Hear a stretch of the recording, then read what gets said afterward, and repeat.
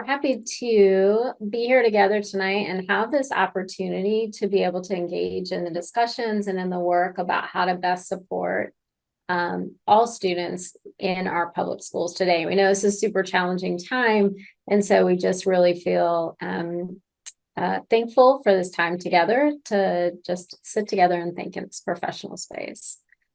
So as you know, because you have all engaged in this work before, we're really here to think about how tiered systems, and specifically the integrated model within which we work, CI3T framework, is built and designed around promoting the most positive outcomes for all of the learners within our building. So across those pre-K-12 spaces, and also to promote the well-being outcomes of the educators who serve them.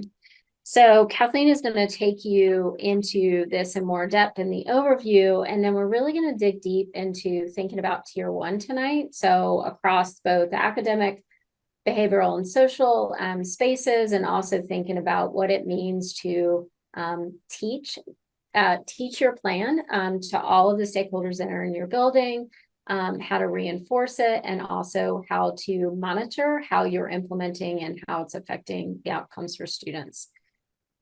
So if you are a social media, I was going to say activist, but I don't think that's the right word, participant, to follow us, that QR code will take you directly to the website. So that will allow you to access all of the resources that are available there to you, completely free access. You can download them, edit them as you like, move them into your own spaces and structures for use. But you can also follow us on Twitter, which is now called X, I think. Am I current? Somebody know? Yeah. I'm super impressed, Dr. And also on Instagram, another one which I do not have, but if you do, we would love to engage with you in those spaces. And most of my stuff on Instagram is actually CrossFit rather than CI3T, but we I was going to say, you've got your intellectual and your physical, right? Yeah, both worlds intersectioning there, right? Yeah. And just to give you an overview of kind of where we are situated within the professional learning that we as a project offer, you'll see the first line. So obviously this table goes across the entire academic school year, starting in the beginning of the summer before school actually starts, but then ending in that end of the school year. But thinking about how we bring people along in this work at both a level. So if your school is new to this space and wants to engage in training, which means designing your model for implementation in your school, that's a 6-part training series, and it shows kind of the pacing of how that happens during the year. And just to know that all of these, what we hope you notice about all of these is that they are about sustained professional development that allows for time to go back and implement this work with your faculty and staff, and then come back and continue that learning and thinking about how you're engaging with CI3T.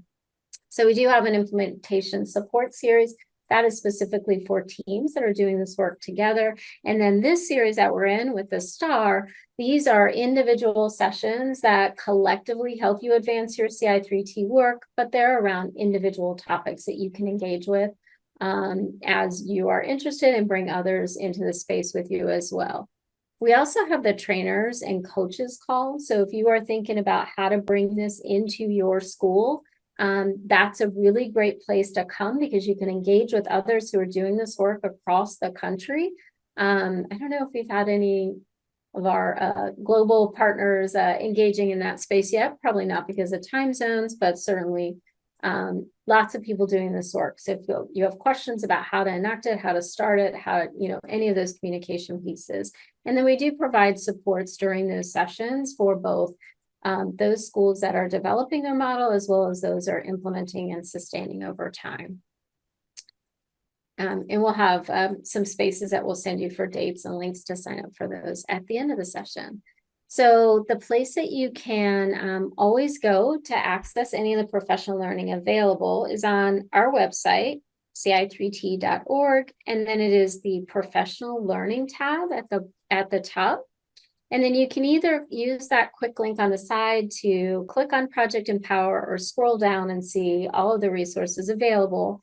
But the Project Empower site will look like this, and you can access the materials we're using tonight in this very first tab called Setting Up Success with CI3T. So if you expand that by clicking the plus, you'll have access to the PowerPoint, the agenda, and so forth. And by clicking on this flyer, you can actually register, which is probably what you did to get here tonight. So here is the agenda. And again, Kathleen is going to dazzle and inspire us as she does around this work by really setting that high level context for an overview of CI3T.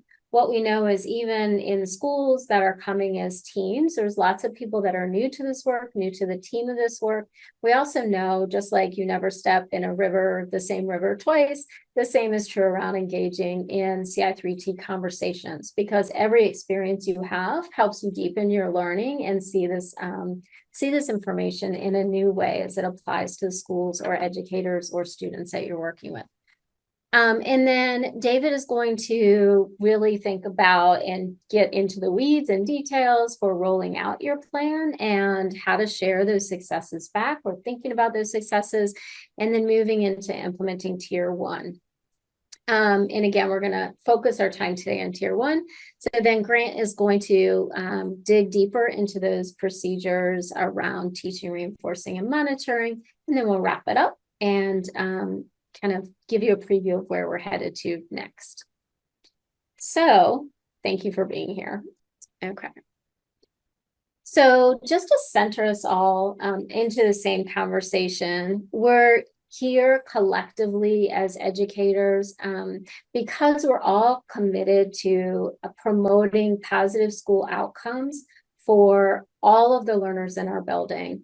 And so we come together to think about the systems and structures and the responsibility of the system to promote those educational outcomes. And specifically, we want to think about students who have maybe not benefited from the opportunities in school the way that others have. And we specifically think about students with internalizing and externalizing emotional behavior disorders. We know that those students represent a larger population in our schools, about 20%.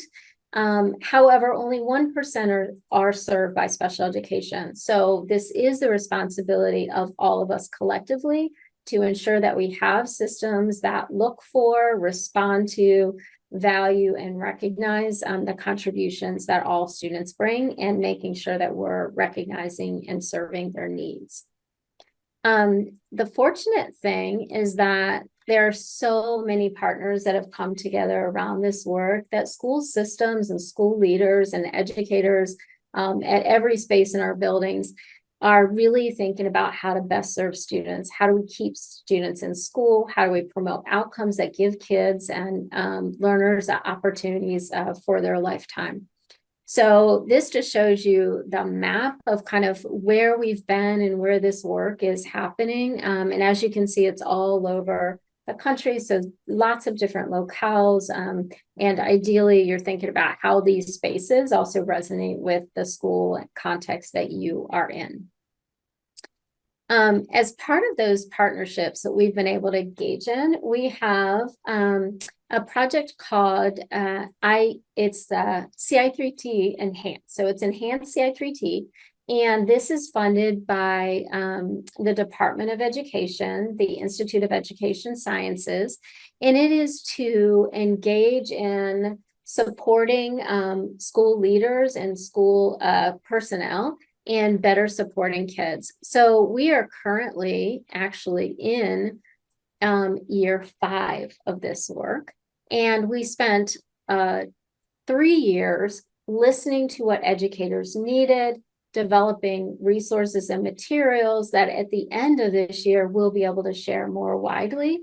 And right now, we're focusing on implementers who are thinking about using the traditional supports that are available, which are a wealth of resources on the website for you, as well as sessions like tonight and the trainer and coaches calls.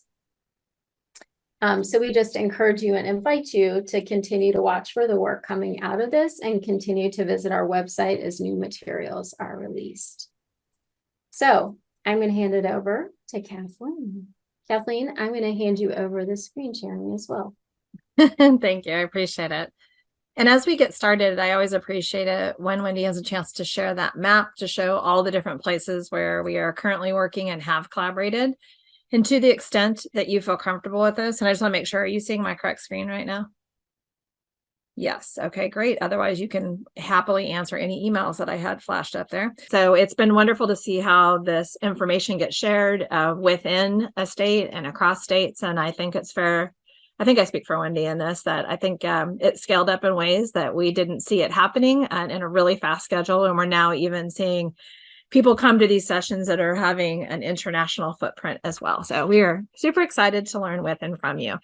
And if you are newer to CI3T and still learning a little bit about it, we're going to take just a couple minutes to kind of reset. And for those of you very familiar in doing this in your own context, we just want to catch our breath at the end of the day, celebrate the systems that you have built or are building. And we want to make sure that we take a moment of celebration that you've actually built a comprehensive, integrated, 3-tiered models of prevention that we know is not only healthy for students, but also healthy for the adults. And as you're listening to the journey of what this is and the information that Wendy and David and Grant are going to share tonight, I do want to say up front that sometimes when people start to hear about this systems work, they think, oh my gosh, I don't know if I can do this to my teachers. Like everybody's so busy and so full.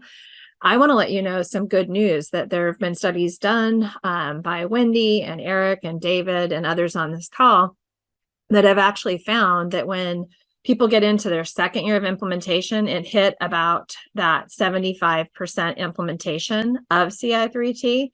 Teachers actually report lower burnout rates than the national average, and they report a higher sense of efficacy in their teaching, not in every domain, but in several.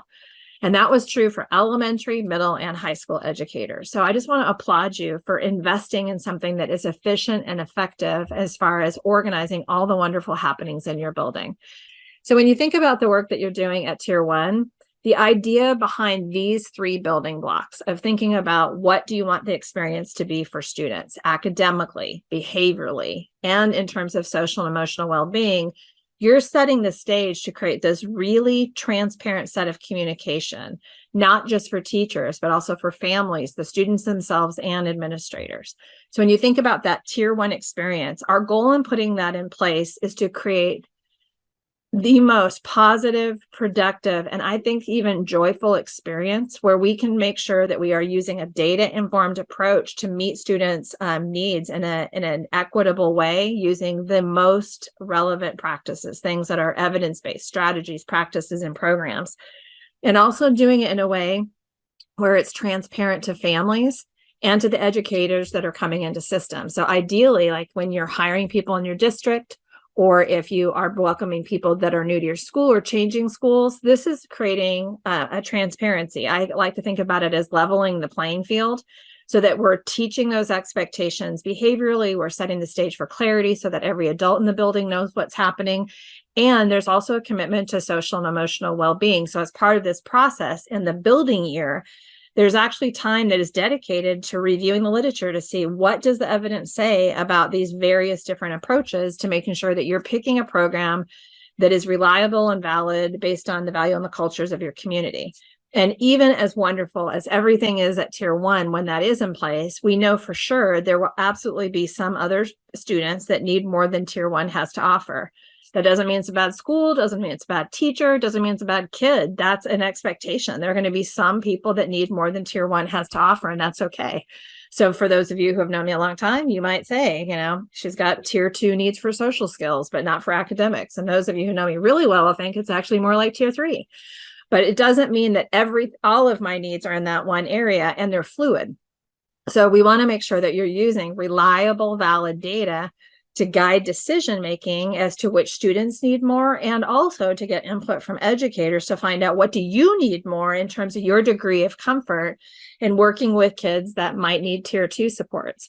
So in the CI3T system, you actually have time to create clarities about what are we going to do with the kids that have additional needs. And it's not all just behavioral, it's not all just academic, and it's not all just in terms of well-being.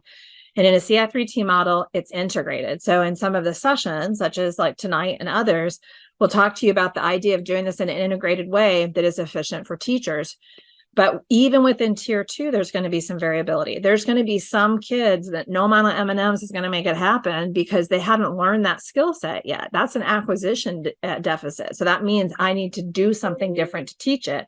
Whereas some other kids might need a tier 2 support because they know what's expected, or they can do what's asked of them academically, and they are choosing not to do it. So I like to think of that as the I can, I don't want to. Why don't you make me wrong? So we want to make sure that we've got plans for supporting all those students' needs. And lastly, we want to reserve tier 3 for students that have the most intensive intervention needs. And I want to be clear that this is not special education. So within a CI3T structure, this is a collaborative thing between general and special education communities. And there are kids in tier 3 that just simply need way more than tier 1 has to offer. And you can go directly to tier 3 supports. Eric Common is an expert in functional assessment-based interventions, and he did a wonderful randomized control trial several years ago now, looking at how one type of tier 3 support, functional assessment-based interventions, worked and within a systems-based approach. And if you are interested in learning more about those types of things, we can check out that website, and we'll put that link in there for you if you'd like. And we also have another session towards the end at session 5, where we're going to go deeper on what to do when you have kids that have those most intensive intervention needs. So the first 3 is 3 levels of prevention. And something in a CI3T system that I'd like you to keep in mind is that when you screen, like when you look at your academic and your behavior screening data, which we'll talk more about in our next session, is it doesn't mean every kid that's scoring as moderate risk or high risk has to go directly to a tier 2 or tier 3. Our first line of defense in a CI3T system is doing these adjustments with low intensity supports, things that teachers can literally do just as part of instruction.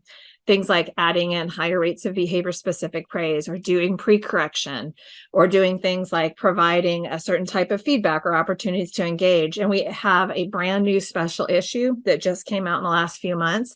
Very proud of this one. All the first authors are current students. And now some of them are actually former students. So there's one on pre-correction. There is one on behavior-specific praise, one on active supervision, and one on instructional choice. And over the course of tonight, we'll drop those in the chat. So those are things that are very practical. It's information for teachers and families about how to do those things in person and remote contexts.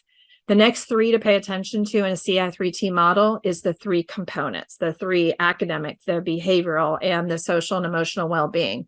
So for that academics, one of the pieces in tier 1 is creating transparencies for the adults and the kids in terms of what are you trying to accomplish academically? And that's where we situate those low intensity supports, so that when you're confronted with like block scheduling at a high school and you have a larger block of time, like to do a lab or have that extended time, or kids transitioning classrooms multiple times, we want to make sure that every adult not only knows what's expected in their content area, but they have the tools to keep kids engaged that whole time, so that there's starter activities, building in choice, that there's feedback that's coming along the way.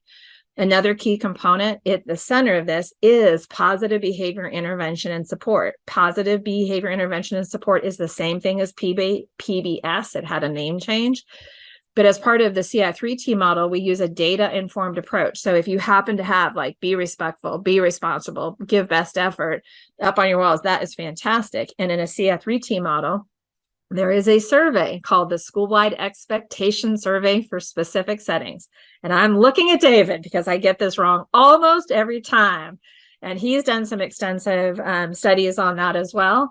And that is a wonderful tool. So it becomes a data-informed approach to building that out. So David, thank you for the smile and the thumbs up acknowledging that I remember the name of the tool. And finally, that last part is an investment across the district or across the schools that are doing this, that you pull in a validated resource and you explicitly teach that well-being piece. So you might bring in a program that like Second Step, or like some schools pick other things that they have themselves walk through a curricular adoption process. But the idea, it's taught by teachers in every single class, and it's taught school-wide. And as part of that, in the pages of your CI3T implementation manual, this is the details that get delineated here. So instead of it just being those words of academic, behavior, and social and emotional well-being, it might look like this in a part of it. If you're thinking, I need more on that, we've got web-based resources that are free. And I'm watching Wendy put some awesome things into the chat. Thank you.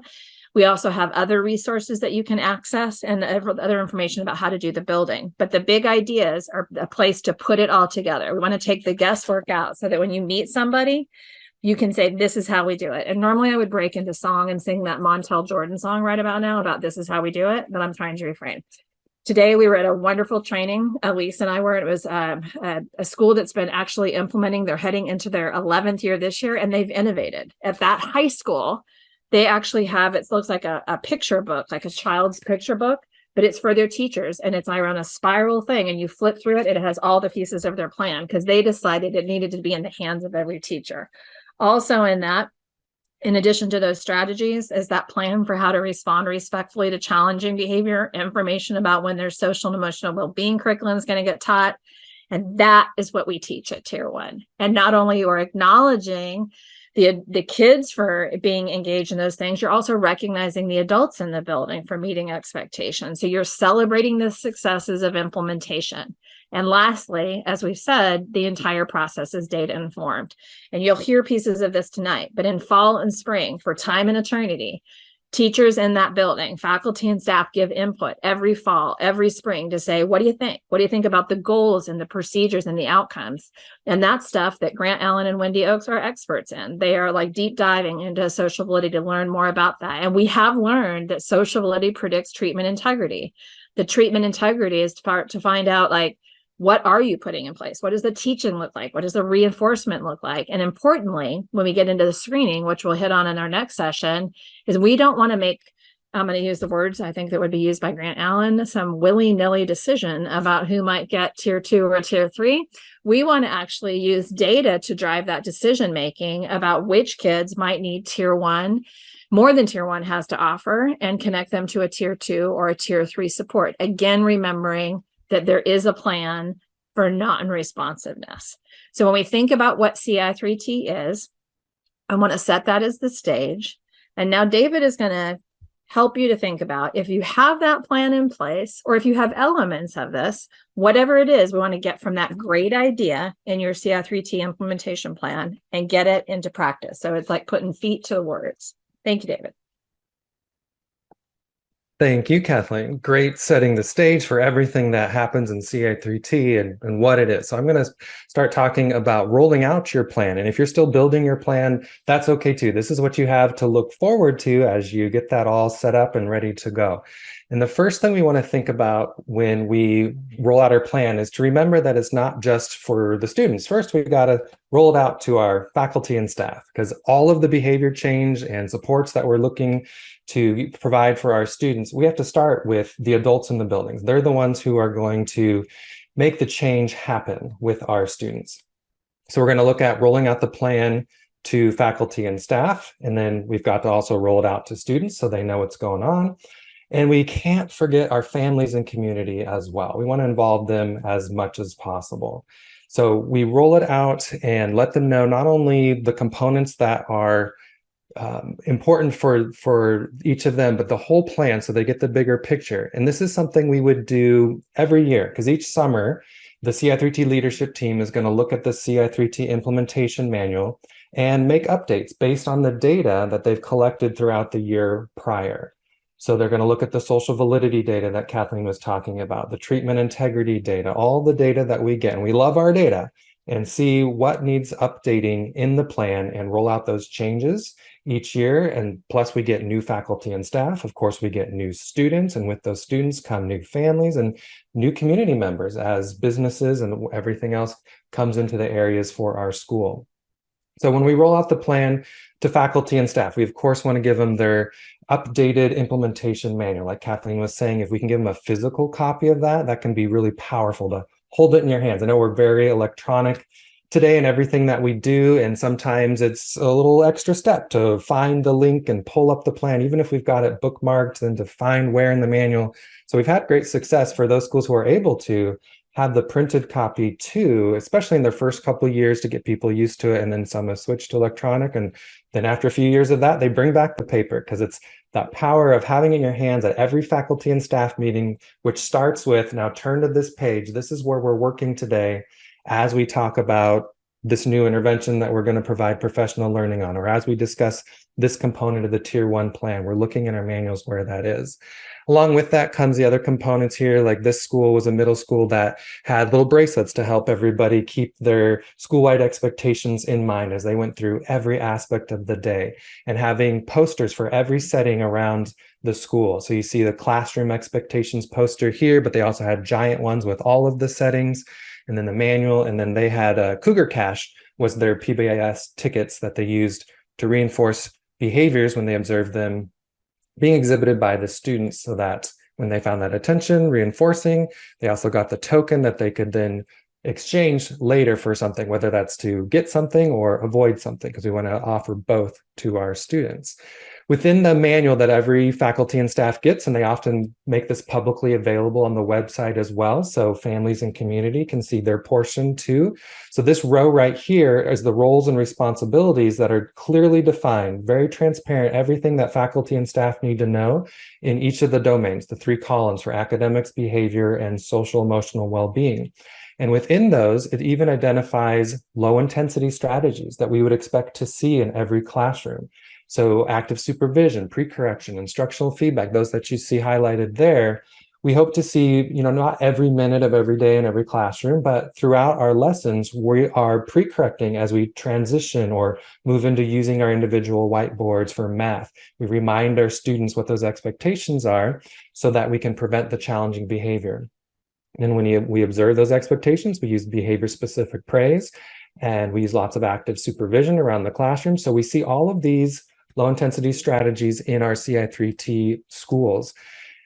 For the behavior column, we of course refer to the PBIS framework, which isn't a curriculum off the shelf, but is customized and built by each school. And we've got all the procedures for reinforcing the desired expectations that we see, but we also have a plan, and we'll show you more details in a moment, for reacting to challenging behavior when it does occur. And of course, we want to do so in a respectful way that is educational in nature. And so showing empathy first is a real big one, because we don't know what's going on in our students' life, what they've brought in from home, from out in the playground, from on the bus ride in, whatever it could be. So showing empathy first can be a great preventative strategy, and showing the students that we actually care about them. So as I'm making my way to a student who maybe is a little off task or looks a little agitated, I'm keeping the instruction flowing. I'm praising students who are on task as I make my way back there. And then maybe on the student's level, very privately ask how they're doing. It looks like you need a little help here. Is there anything I can provide? Or maybe they need a reminder of the expectations or a quick reteaching. And then I give them time and space and move on and reinforce the behaviors when I see them. So that can take a lot of practice, because it's often ignoring some of the minor behaviors and just reinforcing the great behaviors that we do see, and then using that reactive plan when the challenging behavior does occur. For social skills, in this implementation manual, we have clearly laid out what is the curriculum that we're using at this school for all students, what is the dosage, and that way every adult knows what to expect. All the teachers know what they're going to teach when. There's usually a map to follow as well. We'll take a look at that. And whether the counselors are going to teach certain lessons and the teachers are responsible for other lessons, and where we're going to track it. All of these are laid out in the implementation manual, so everybody knows what to expect when and where. Then rolling out the plan, if there's any updates to our posters, or if it's our first year, we're putting up posters in all the settings for the hallway, the cafeteria, of course, in the classroom.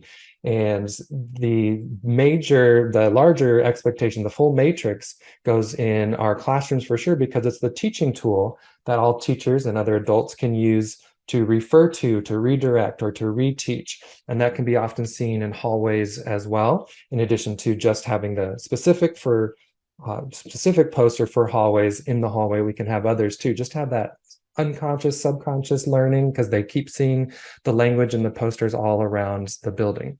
We want to roll out the plan with excitement. So if you're able to have a school-wide assembly, or a lower elementary and upper elementary assembly, or sometimes schools do grade level assemblies, to roll out the plan, and the upper elementary students or middle school and high school students take on the role of the teacher as skits are given, and the teachers, played by the students, do the non-examples, kind of the what not to do and behaviors. And the students just love that. It's hilarious to see the students or the teachers rather, messing up and being the bad students. And then the students come in and play the role of the teacher, which is fun for them, and the younger students love it and get to remind them of the expectations and teach the plans, the CI3T plan completely. So involving everybody, having pep rallies where the school-wide expectations are clearly announced and always referred to, and that language is just used throughout everything that we do. So whatever you can do to be creative and start the year off with excitement as you roll out the plan, remembering our families and community too, sending a newsletter home, publishing it on the website, where you see a brochure on the right, and this is templated on our webpage as well. So you can summarize what CI3T is and make sure it's getting home to everybody, as well as incorporating stations or announcements or whatnot in the back to school night and parent teacher conferences. And all those things, those templates that I'm showing you, are available on our website on the Building Your Model page.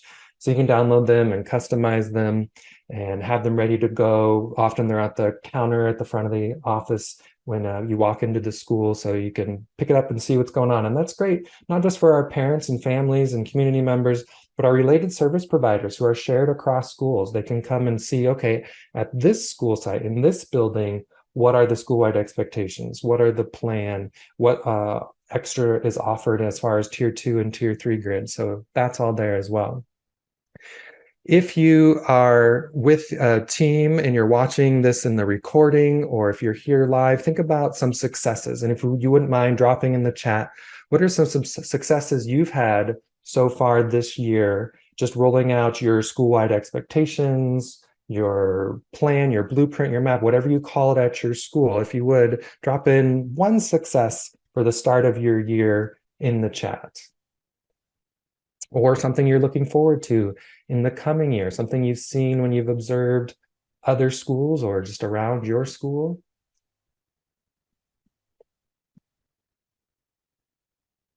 I love the comments. Other people, and yes, kids love making videos. Elementaries will often work with the high schools and get some videos going. That is progress. That's good. Great, got your team going. Yes. School wrap t-shirt. Love it, Wendy. Pep rallies, Elise says.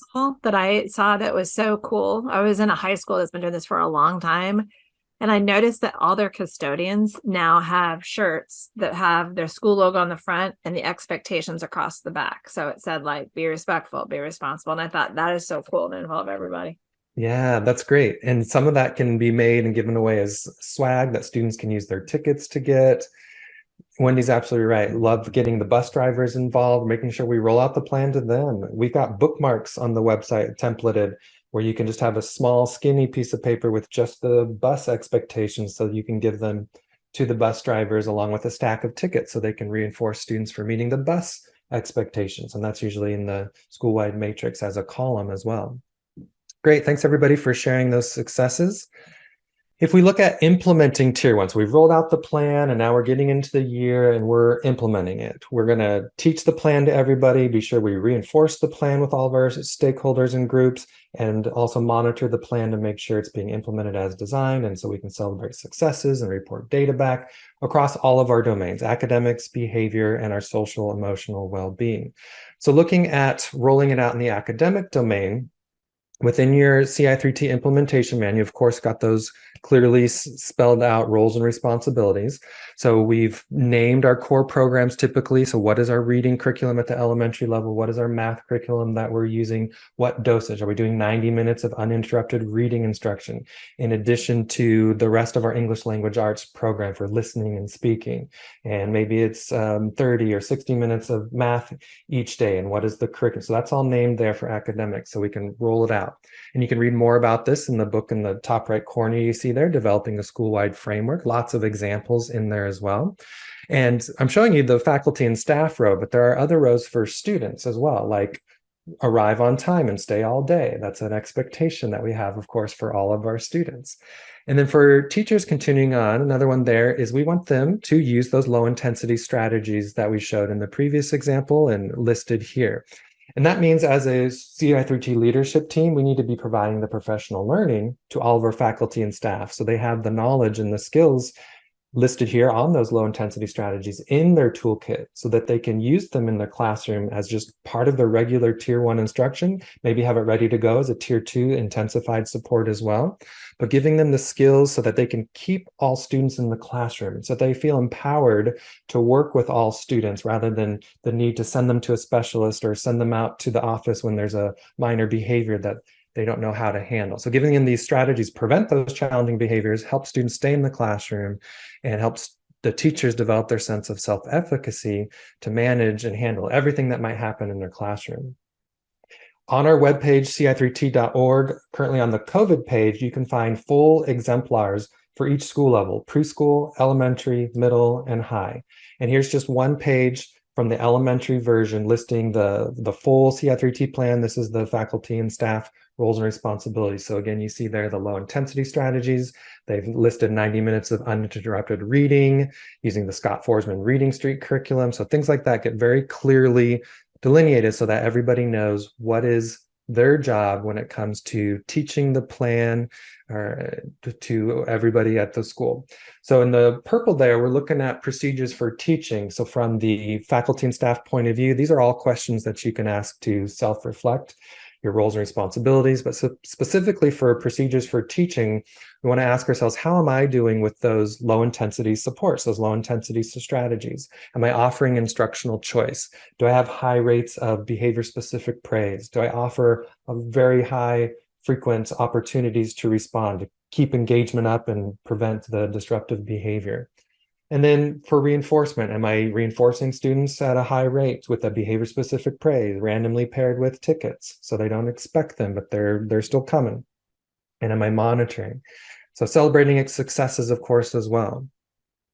Similarly, for the behavior domain for PBIS, we want to look at our procedures for teaching the plan to everybody, all the different groups, for reinforcing and for monitoring. So for faculty and staff, we want to refer them to the PBIS plan, and we connect them to pbis.org for extra resources, as well as ci3t.org, making sure they're familiar with the school-wide expectations, our rollout plan for which setting lesson plans are we going to teach on which day of the week, or maybe 1 week is dedicated to each one, whatever the schedule is set, so that we're making sure that all of those lessons get taught to all students. They get opportunities to practice engaging in those expectations and meeting them, which then gives the teachers the opportunity and other staff as well to reinforce those behaviors when they're observed. And then how are we going to monitor it? So rolling out the plan there, teaching these, making sure that all the adults display and model the school-wide expectations, same as we expect for our students, and implementing the reactive plan, which I'll show another example in a moment. So part of that is, of course, having our school-wide expectation matrix on display throughout all settings, using it as a teaching tool that we can refer to and point to. So that means often having it printed pretty large, so poster size, so students can read it from their desks in a visible location on the wall somewhere. So here's an example of the reactive plan. You can see this in detail and in full in the elementary exemplar that I mentioned on the ci3t.org COVID page. So with this, we love the first step, a 6-step instructional approach to responding to challenging behavior, because we do all of our focus on preventing challenging behavior, everything we can do there, but there's certainly times where the challenging behavior is going to occur. So number one, we want to show empathy. So I've got that ready in my mind. I'm not going to yell across the room when the student's off task or disruptive, or Kathleen's in the back making her cat noises. No, instead, I'm going to maintain the flow of instruction. I'm going to keep teaching and praising and acknowledging students who are meeting expectations, who are on task, as I make my way to the back of the room to see what's going on.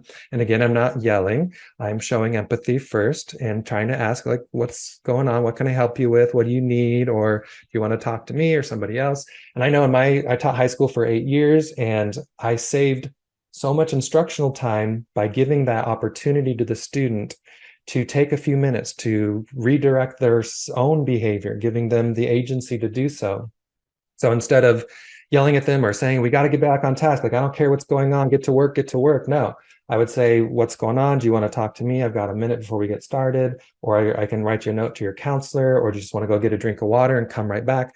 And sure, we lost 5 minutes of instructional time because they did that, but then they were able to stay with me for the rest of the class. And I'd much rather have that than pushing their buttons or escalating the situation with them, in which they lose the whole class period. Then redirect or reteach as needed, either right then and there or possibly later, depending on what the actual situation is. And if I do that, if I remind them of the expectation, like, remember, be calm, cool, and collected, we're going to get started, and you keep teaching by giving them time and space. You don't hover over them. And then always recognizing and being on the lookout to catch them being good, to meeting the expectation that you just reminded them of. So after we do all that, there's still going to be times when more occurs. So we've got listed in our CI3T implementation manual this full flow chart that can be followed, and definitions for what type of behaviors are considered minor or major, or sometimes those are called classroom managed versus office managed. And so you can follow through these steps if you go look at that exemplar on ci3t.org, how to log the behavior, where to record it so we can keep those data and look for patterns. If we notice that a lot of the discipline referrals are happening in the hallway, then as a school, we should reteach our hallway expectations and take our students to the hallway and practice meeting hallway expectations again, things like that.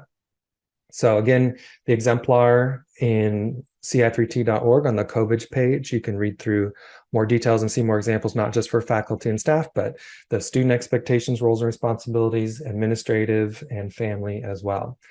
So as a school, be thinking, well, how am I doing? What do I need to know for rolling out Tier 1 and behavior? How am I doing with teaching expectations for all those different settings? Have we finished doing that at the start of the year so far? Do I have a few more settings to go?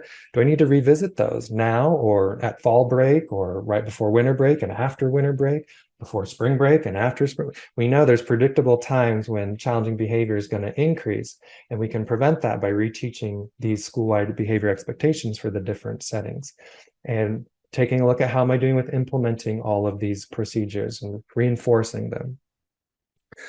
Lastly, with the social domain, rolling it out, we want to teach the social skills curriculum that we've chosen as a school or a district to make sure we're reinforcing students who engage in those social skills that we teach, and monitor, are we implementing the social skills program as designed? So in that third column in the Tier 1 plan and our CI3T implementation manuals, we clearly delineate which social skills curriculum are we going to use and what's the dosage. So you'll see more details in the next examples. In this example, we're teaching daily second step lessons linked to our grade level instructional schedules. And most of these curricula come with some sort of curriculum map or guide that show you approximately when should you be teaching which lessons and which unit, so that you can keep on track for each grade level, which is usually different from other grade levels over the number of weeks throughout the year. So we want to make sure that we're not just assuming that the social skills curriculum is being taught in every classroom in our school. We want to collect some data. And for example, with Second Step, they've got an online version now that can help do that automatically. Or we've got trackers that are available, or it's simple as an Excel sheet, or asking teachers to log which lessons they're teaching when, how many minutes they're spending on it, whether the counselor came and co-taught it, things like that. So we can ensure that when we have the data to show a student needs more than Tier 1, we have these data to show we've been giving the high quality instructions in academics, behavior, and social skills. And that's how we know that your child, when we talk to the families, your child needs more, and here's what we suggest from our Tier 2 or Tier 3 grid. We can do that because we're tracking our data. So the exemplar on ci3t.org shows some more details. So in these lower grades, they're doing 20-minute lessons. Upper grades, we're doing 30-minute lessons, 45-minute lessons every other week with the counselor. So it's all clearly laid out. Like Kathleen will say, this is a blueprint for our school. We've got transparency. Everybody knows what we're doing when, or what to suspect for people who come visit our campus.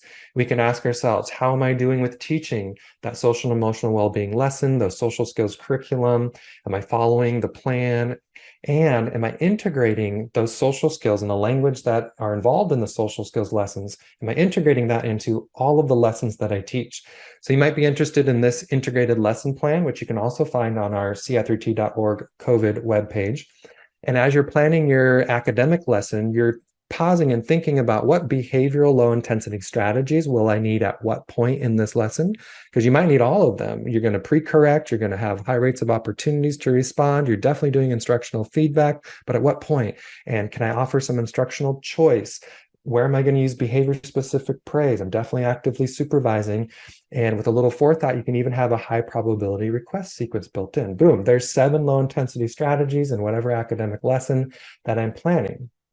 And what social skills are my students going to need to be successful with this academic lesson? Do they need to focus on perspective taking, or how to get along with each person and take turns either in conversation and discussion or with the materials? So by intentionally thinking about that as we're planning, and you don't have to use this lesson plan for every lesson, but if you're thinking from that mindset, then we're integrating behavior and social into our academic lessons as we meet those state standards and everything else that we work toward. So that's a lot of information of overviewing, rolling out the plan to all the stakeholders and getting started with Tier 1. So if you're watching this recording, we encourage you to pause and take some time to answer these questions, maybe with your colleagues. And if you're here live, we're going to have a quick chat as well for these 10 minutes using these top time prompts to see how we're doing with our procedures for teaching and reinforcing, and are we clear on what our roles and responsibilities are. So I'm going to turn over to Grant, and he's going to talk to you about procedures for teaching, reinforcing, and monitoring. Wonderful. Well, thank you so much, David. Yeah, my name is Grant Allen. I'm an assistant professor at University of Wisconsin-Stout up in Menominee, Wisconsin, out there in western Wisconsin, and excited to talk with you about this next step. So David set up basically talking about, like, you know, for each of our stakeholders in our building, kind of what are the roles and responsibilities? What do we need to accomplish in terms of identifying, you know, what are our academic responsibilities? How do we support behavior, and how are we supporting social skills development for our kids? So in this section, I'd like to talk with y'all about the procedures for teaching that plan to folks. And we'll also talk about the procedures for reinforcing that plan to help support folks to implement and buy into our school-wide plan to support our students here. So let's see if I can get this going. Here we go. So for procedures for teaching the plan, as we've considered kind of what our roles and responsibilities are for different parts of our community, we also want to consider how we're going to teach all those different constituents the plan of our CA3T plan. So thinking about, okay, well, how are we going to teach students? What's that going to look like? Our faculty and staff have to be the ones to teach our students. So how are we going to ensure that they have the materials that they need to be successful in teaching the plan? And also our families and community members, how are we going to ensure that they are brought up to speed and they have a good understanding of what we're doing in our school community? This whole section is located at the directly following that part of the traditional CF3T implementation manual. And if you are interested in looking at what an exemplar might be, we have those currently housed under the COVID tab of our website, ci3t.org. And those are there to look at. And I certainly recommend folks to look at that as reference. And so as you can see here from this example, or from this template rather, you've got procedures for teaching, we got faculty and staff, we got students, and we got parents, families, community members. This is where you put like what you're going to do. It goes right here. And this is really nice to kind of create clarity and to give everyone an opportunity to see what it is that we're doing. And this also, you know, can shift from year to year as we learn more about how we're implementing and making adjustments to make things a little bit more smooth. So there are certainly a number of different things that we can do to support teaching the Tier 1 plan to everyone. Faculty and staff, there's a number of different considerations. I think one of the most important ones is that we need to plan ways to get the implementation manual to be accessible to faculty and staff. You don't want to just say, well, you got to go into the staff lounge. You gotta open up a cabinet. You gotta move 3 stacks of file folders that no one uses, and that's where the plan is. Like, no, it's got to be accessible. It's got to be usable. And a lot of schools that we work with try to build fluency by having the implementation manual pulled up at each faculty meet and staff meeting to say, here's what we're going to talk about today. Go ahead and access this either electronically or perhaps pull out your hard copy, making sure that we have different materials available, like our matrices, as you see here. And even things like bookmarks and posters, making sure that those materials are present for folks that maybe are not necessarily instructional staff per se, but do interact with students throughout the day, like our custodial staff, office staff, lunch staff. A ticket tip sheet is really nice to give them to say, hey, you're going to get some tickets and we want you to reinforce some student behaviors, but here's how you're going to do that. Here's how we're going to teach you how to do that. For students, it's thinking about our lesson plans, posters for them, creating videos. That's a great way to do it. Interacting with families and community members. A lot of it is, sending out letter communications, emails. When conferences come around, we can have some literature to hand out there. We can have little booths to hand out. Kathleen always tells the story about how the school had a big old CI3T, like their manual was basically like a poster, and it was up in like the hallway to the main office. And every time someone walked in, they say, oh, what's that? And someone would be like, oh, let me tell you all about this. This is our manual for CI3T. Oh, let me tell you what CI3T is. And then they go with the spiel. Perhaps they get maybe an elevator speech. Maybe, I don't know. So, and also contacts with community members as well, to kind of let folks know, especially for organizations that might, interact with students frequently. That could be something to kind of share that information with those folks as well. The expectation matrix is going to be a huge piece in teaching this. It's nice to have this poster posted up somewhere in a classroom. It looks nice, it looks clean. But what's important is that, we use this. So as we bring students in, as we're interacting with them throughout the day, we want to make sure that we're referencing this to say, when we're coming into class, let's make sure that we're being respectful, or make sure we're following our Lincoln Lion Pride expectations of being respectful, responsible, and giving best effort. And having this handy and available is a great way to use this as like, a tool for teaching our students. You can also have, specific setting posters as well. So as students are walking throughout our school community, they're going to see a little poster in the hallway. They're going to see a poster as they're walking in the bathroom. They're going to see posters out by the bus. They're going to see posters in the cafeteria. And again, the idea of this is to capitalize on the science of generalizability. So the idea is that we want to teach students skills that they're going to use outside of the area we're going to teach it. So we're in our classrooms with our kiddos. We want to teach them what it's like to be respectful, but also, how to be respectful when they're leaving their classroom, when they're out in other parts of the building. So that way we can all be on the same page in terms of what's expected. On our website, we also have lesson plan templates that Kathleen was mentioning earlier. These are kind of just templated out for folks to use. They kind of cover the major rocks of the instructional process, but it gives folks an opportunity to walk students through the process. First thing we want to do is we want to tell them what the expectations are, defining and discussing these behaviors, talking about the why, why these are important. And we want to be give best effort because we want to do the best we can in school. We want to be responsible because it feels good to take care of ourselves and to take care of others. We want to model expectations, and this can be quite fun, especially if you're modeling non-examples, and kids seem to kind of enjoy that a little bit. Discussing hypotheticals, so kind of help them to kind of apply some of this information and give the kids an opportunity to participate as well. They want to be able to state for themselves expectations, state their rationale. In my experience, it's the people in the classroom that are doing the talking are the ones that are doing the thinking and making the connections. And so getting students to kind of talk and discuss these ideas is going to help them make it more meaningful. And of course, as we teach these expectations, we want to quite literally practice them.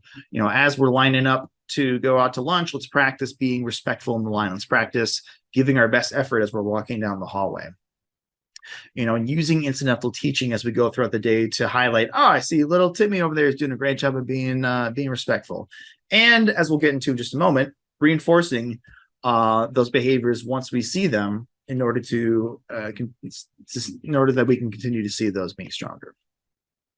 Folks can make videos. They can do like announcements for students. That's a really nice one. So some schools will kind of start the day and end the day with talking about the 3 to 5 expectations that their school has as a way to kind of continue to bring up and continue to emphasize that this is our school culture, this is what we believe, and this is what we do. So, and of course, as we're doing, as we're talking in the classroom and doing our teaching, linking those to the school-wide expectations. And I think that in these types of lessons as well, we can also continue to look at those low-intensity strategies as a way to help support students in learning our expectations and learning our CI3T expectations.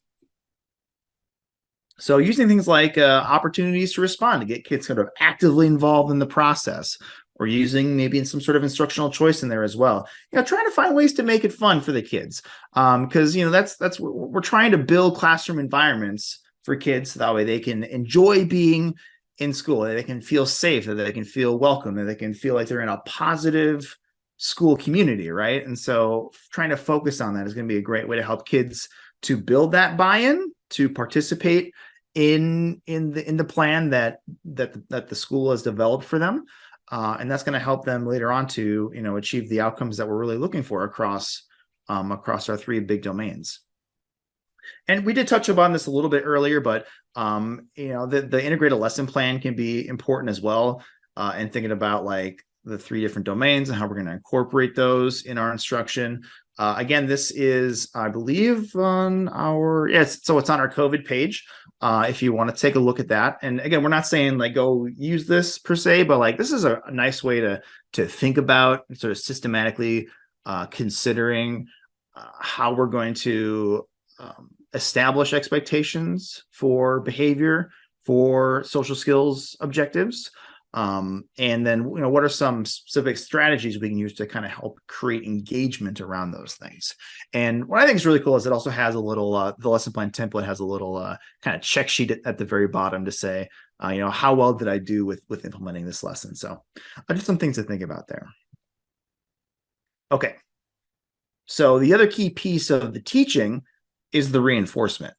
When we want to teach our plan, certainly, but then we also want folks to really follow it, right? And one way to do that is to encourage them through reinforcement. And again, all we're doing is trying to increase the likelihood of behaviors happening in the future. And this is something that we should consider for not just students, but also for faculty and staff members, or for other parent community members that might be participating as well. It's just really important to make sure that we're thinking about all those stakeholders who may be involved in the implementation process. And there's a lot of different ways that folks can do this. You can use sort of material, monetary types of things, or you can look at your school resources and say, what can we use at our disposal that might be really interesting and desirable for students. So like, one example would be, like, for example, in high schools, the CI3T parking space. So one of the prizes or one of the rewards that a student could work for is a choice parking space at the very front of the building. So that way they can roll in, they scoop up their friends in the morning, they roll in, and then they're like right there at the front, that way they avoid maybe the long walk in the parking lot. That could be something that folks would work for. Or some folks have done like they cordon off little zones at the back of like the touchdown area during a high school football game, and they make like a little like a little party area. I mean, they bring out some pizza and they have a nice little time. Or maybe it's like an opportunity to participate in like an all school assembly. So, what's really cool about this one is like, y'all were going to do the assembly anyway, but like, hey, what if we just tweak a little bit? And now suddenly it's an opportunity for somebody that might want to participate in that. And Grant, if I could just say, I love listening to you talk about reinforcement. It's so engaging, and it came up today in the two high schools that Lisa and I were working with. They still do this. They're 9 years in, and now they've done it where they actually bring out a couch on the 50-yard line on the sideline, so kids can win if their ticket gets drawn. They can now bring 2 friends to sit with them, and they still do that end zone thing. Oh, So that's that so has just cool. become, and the pizzas are donated by a local pizza shop, and it's just literally 2 chairs. So it's like you and a buddy, and there's 3 kids that get it, and then the pizza gets delivered. So this stuff really, really works. It's exciting. And what a memorable experience too. Like, they'll be talking about that for a year. Like, remember that time we went to the football game? We're at that. Yep. And it was funny. There's a different community that used to do it where a middle school kid could win the same thing. But when we brought that up today, they're like, "That's a terrible idea." Maybe it's the other end zone, right? But what a great way opposite team. to think about. Well, that's okay. It's still a game, right? Yeah. But to think about welcoming your students who are coming up from the middle schools. I agree. Like, if it were me, I would think about it, like, especially in spring, like for the 8th grade kids, you want them to be engaged in that way, and rather than something a little less constructive, maybe. And a gift to your middle school, right? For additional ideas for them on how students can. Anyway, but it's fun. I love, especially at high schools. I love to build the reinforcement structure. Yeah. There's so much they can access. So. And this is one of my favorite ones too that we always talk about here. For some kids, they might be like, I don't want any prizes. I don't want any this or that. I don't want to do any of that. I just, I'm just here. I'm doing what I need to do. I don't want any prizes for this. So one thing that might work for those kids is say, well, you know what? Maybe instead of working for something for you, you can work for something for someone else.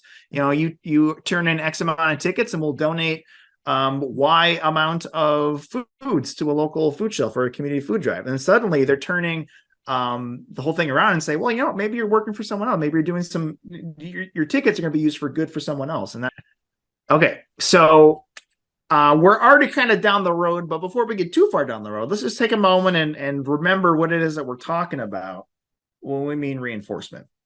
Now there are plenty of BCBA folks on our team, and they have a lot more to say about it. But here's what I'm going to tell you about reinforcement.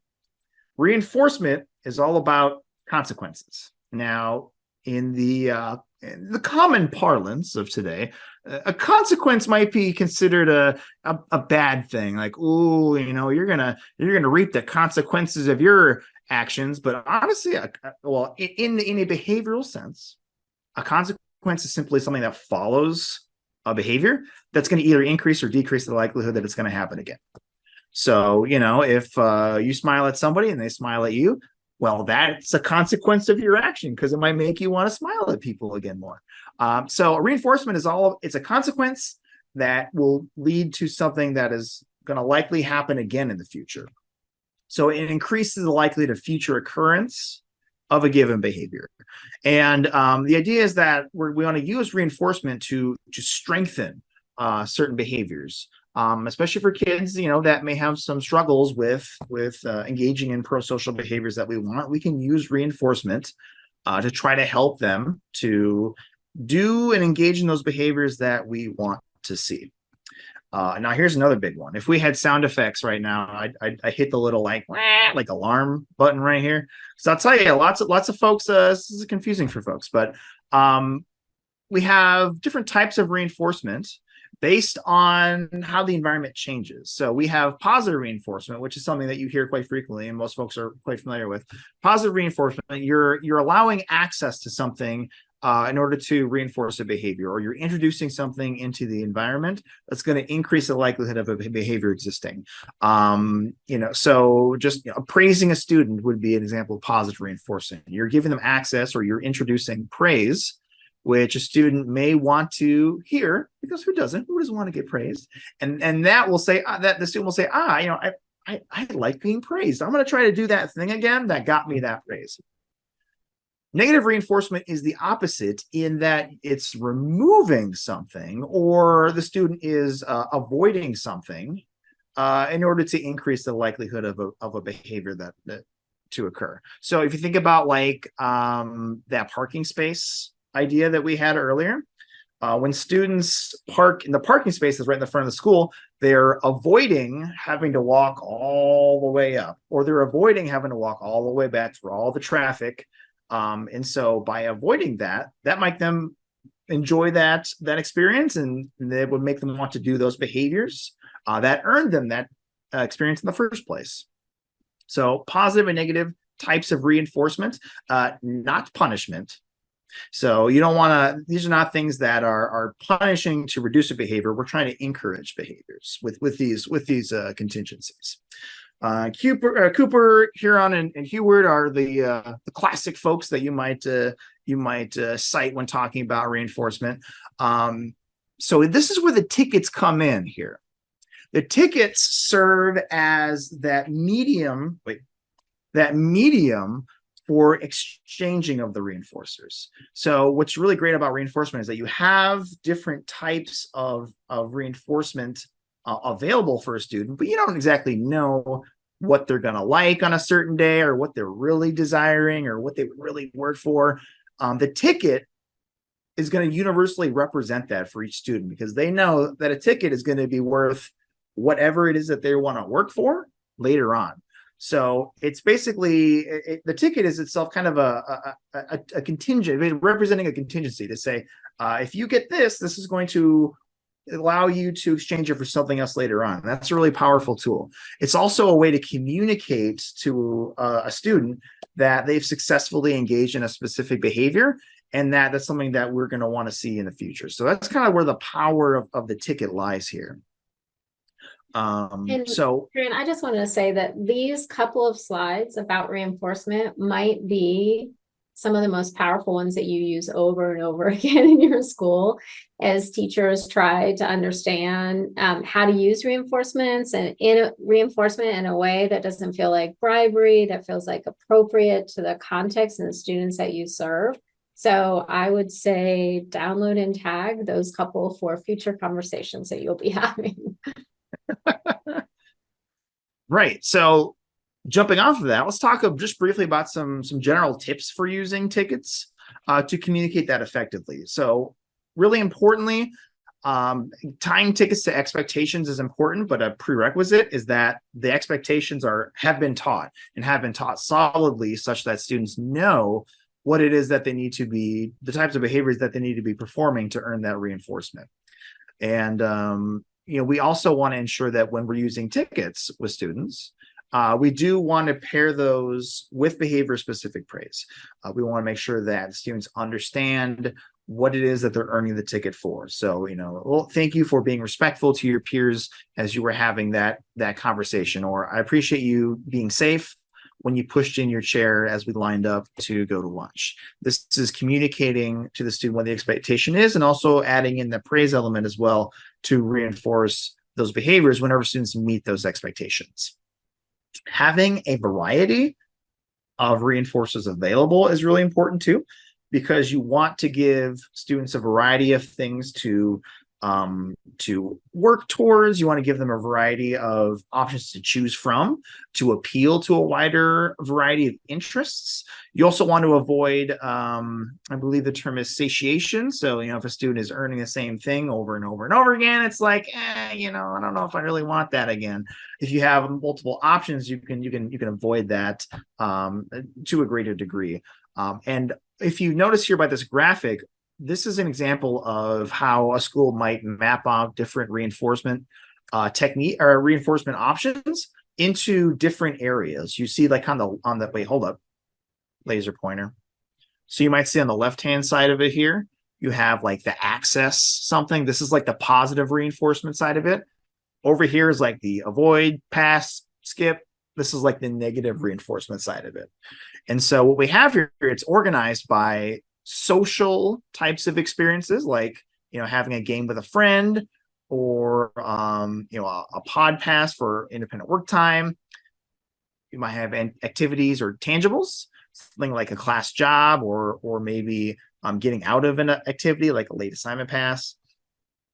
And then you have sensory things like, oh, maybe you want to get up and dance, or you want to listen to some music, or maybe it's a silent activity that you want to engage in.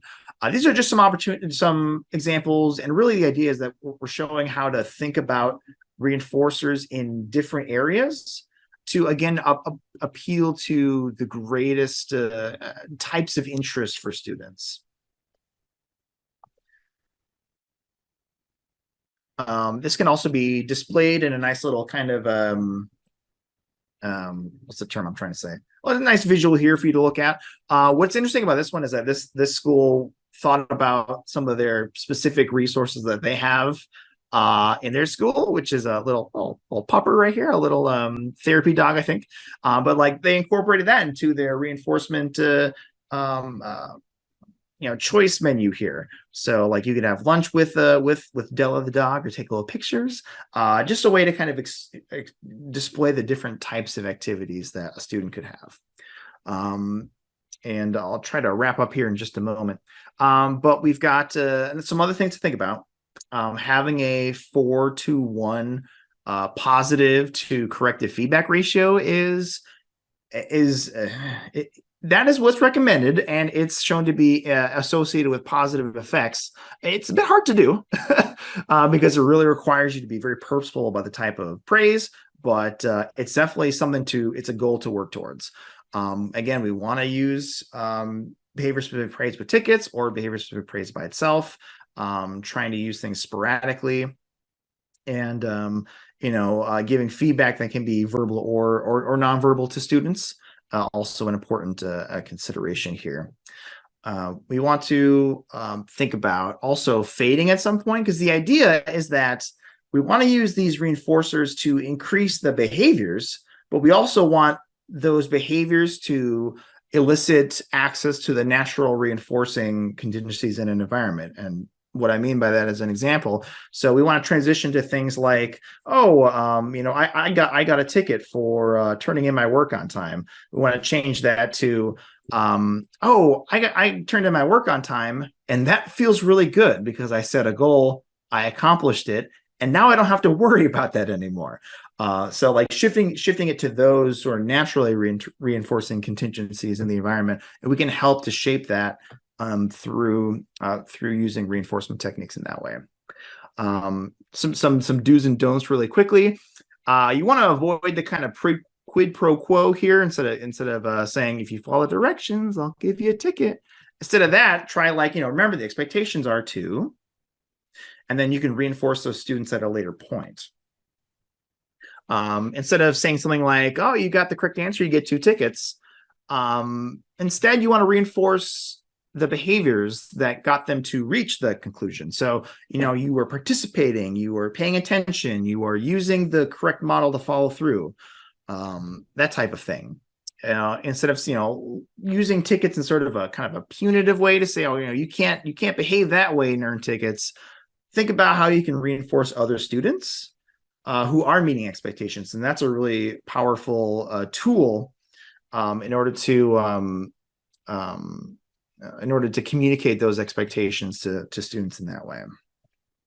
And these, some of the templates resources that I've shown here are also available on the website, which you can go to the building tab of, and you scroll down to a little accordion that says CI3T implementation materials, which you can pop open and view some of the ones here. Here's some of the ones that we've highlighted in our conversation today.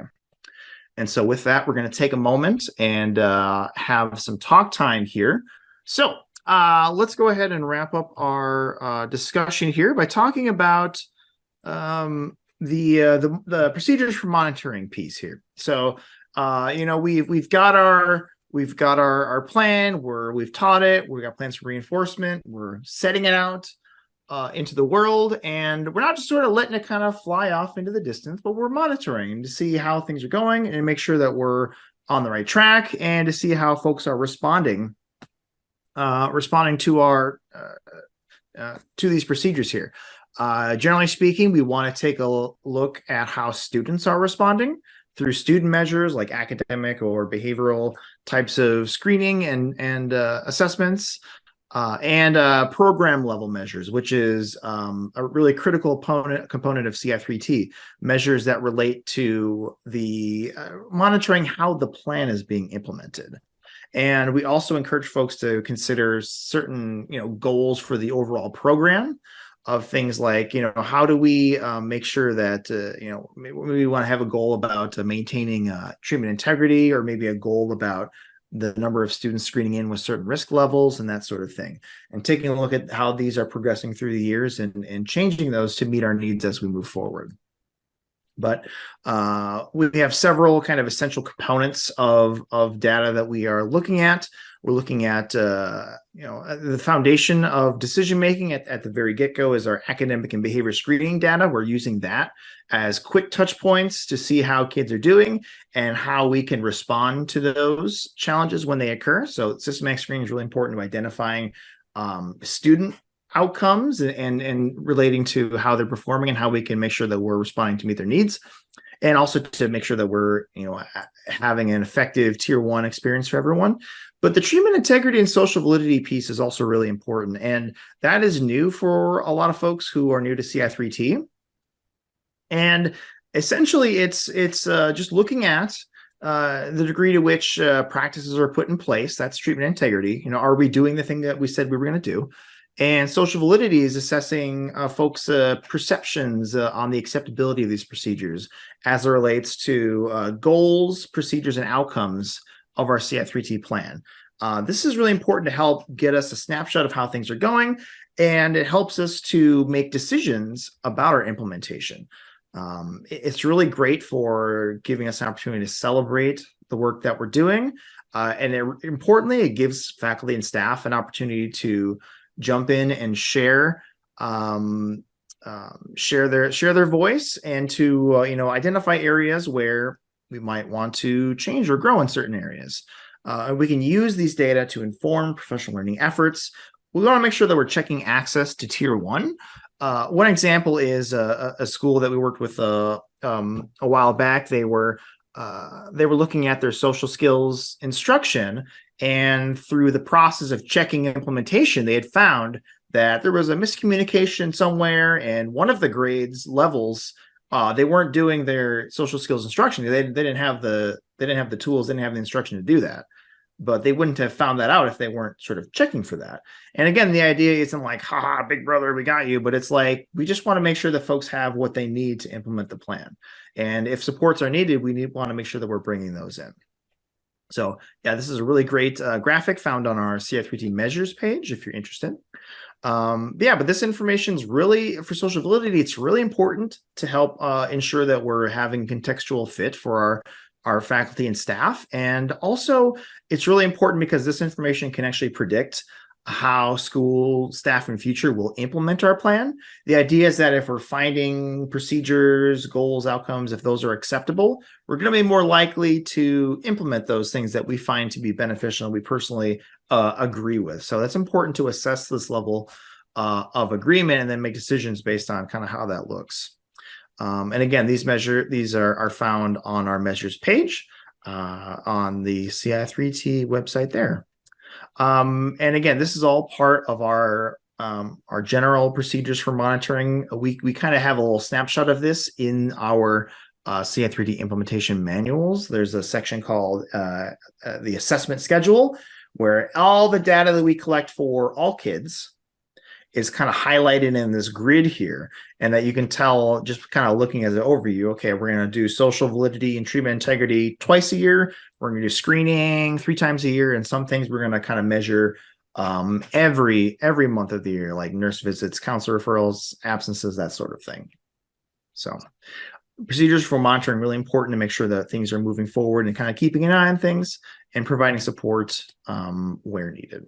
And so with that, I'm going to turn it over to, I believe, Wendy, who's going to close us out with a final piece here. So just as we wrap up and think about how to move forward, we know that professional learning and engaging in these conversations is really important to continue this work. Every day we're thinking about this in slightly new ways with interactions with faculty and staff and students and families, of course, as well. So here are some opportunities throughout the year. These are all located on the website under professional learning, and Eric has been awesome about putting all the links in the chat. So thank you, Eric, for doing that. But the next one is about screening. And so when we think about how to move forward, right, we really focused on tier 1 tonight because that's imperative for all students to have access to strong tier 1 practices, both access and opportunity to engage and receive reinforcement. But also then how do we look for systematically every single student who might be experiencing some difficulties in school so that we can better support them with the structures that we have in place. And then throughout the year, you'll see we're kind of moving up in terms of intensity of support and need. So moving through low intensity supports, which are good for all faculty and staff. And if you're going to bring back friends to this professional learning experience, that's absolutely a good one that is useful for absolutely everyone. And then moving into tier 2, tier 3, and then moving forward, planning for the following year. So we invite you to join us for any of those sessions. And so when we think about this, right, schools often think once we design our plan and we put it into place, we're finished with professional learning, but really that highlights the places where your faculty and staff might want to engage more deeply around certain kinds of content to continue to strengthen and support all the students in your building. So you may find that you have some needs around core curriculum. It might be around your teaming structures. It might be around tier 3, but whatever it is, to continue to keep that information in front of people to both celebrate their learning and also advance and deepen it. So just a brief highlight of the content from next time is really thinking about how to use systematic behavior screening data to inform instruction at tier 1. So you're looking at your school as a whole and how you are progressing to meet the needs of students in your building and the things that you might want to focus on for professional learning to continue to meet your goals.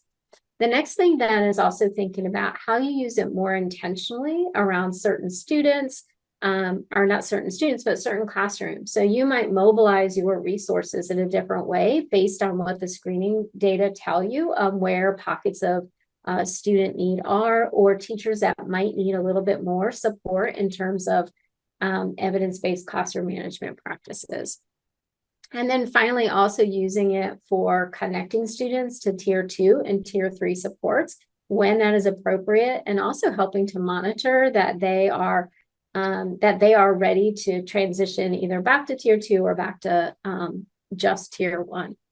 There is a screening coordinator training manual on the website that is available for you to download and to support both your screening leaders or your data team in your building, and also your administrators for thinking about how to adopt these practices for your school as a whole and how to use that to really promote good decision-making for appropriate instructional supports. So you will find information for how to register on the ci3t.org website under professional learning. And then you will also see these coaching calls that are available, and Grant, nod to you for leading this series and everyone here for their contributions over time to different topics. And so you are certainly welcome to come and engage with other leaders around that work, ask questions, share stories, all of those things. Those are the dates for there. And again, they're on the website. And then really thinking about how you are continuing your journey in ways that are systematic and sustained over time. One time thinking about this, right, isn't enough. So we just invite you to come back and share in these conversations and have kind of this plan for thinking about your team's leadership and advancement, but also for the faculty and staff that are in your building to continue to support their learning. Again, Elise, kudos. All right, so these are the topics over time. And what we encourage you to do is, even if it's just a couple of people that come to these sessions, create a space or opportunity for them to come back and share with everyone on your faculty and staff. And so early in the session, we were talking about buy-in and how to create buy-in. This is one way to do that, is by cultivating experts that already have this passion, this expertise. They might lead your school in this work, or they might be interested in advancing in their own careers to lead this work. And so how do you invite them to come to these sessions and then bring them back to your community, to your PLC, and to your staff? And when we're thinking about wrapping up for tonight, again, tonight's focus was really on Tier 1, and thank you for engaging in the rich conversations around what Tier 1 looks like and how to bring together your community around your students to best advance and support them, but also remembering that we're asking our adults in the building to practice in a different way and to think in a different way, and that takes time. And so we have to be patient, we have to walk alongside them, continue to support them with professional learning, and also feedback and acknowledgement when they are actually making the efforts to make these shifts for kids. So again, thank you to Kathleen for the overview, for David for a really rich conversation about Tier 1 across all of their domains, and to Grant for bringing us back together with thinking about teaching, reinforcing, and monitoring, which are essential practices for implementing CI3T models of prevention. And we hope to see you at the next session, where we will focus on systematic screening.